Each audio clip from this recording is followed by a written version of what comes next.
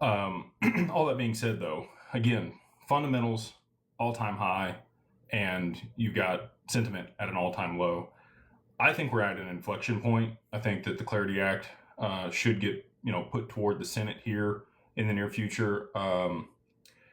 They had the markup and it got through. None of the Democrats voted for it, and so if we do make it to midterms and we don't have it across the line, and the Dems do get in and can take control of the House or the Senate, we might not even see the Clarity Act this year, which would be detrimental. Ripple is a huge advocate for a multi-chain future. One of the other things that Jack and Lauren were talking about is wrapping XRP on other blockchains or how it's interacting in those ecosystems, and that's how they kind of determine where they should be launching RLUSD. They just launched on a couple other L2s on Ethereum, Arbitrum, and some of the other networks they're issuing RLUSD on.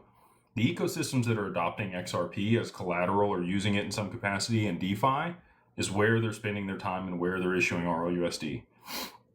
And there's a synergistic component between Ripple's RLUSD and XRP.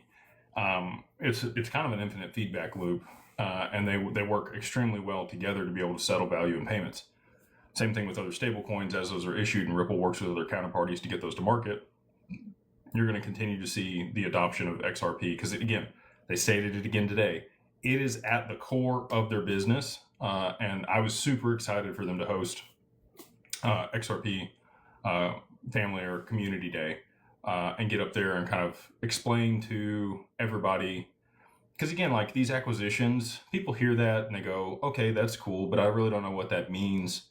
If you don't understand prime brokerage and how derivatives work and the lending and what they're doing with the collateral there, it sounds ambiguous. You really don't have a concept of what that means for the market and the adoption of this asset.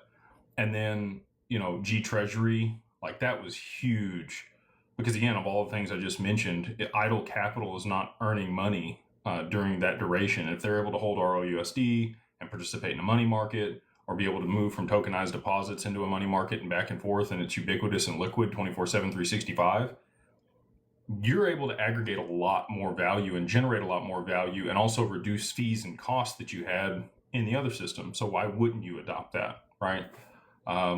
Pivotal year in 2026. And I think we're, on the precipice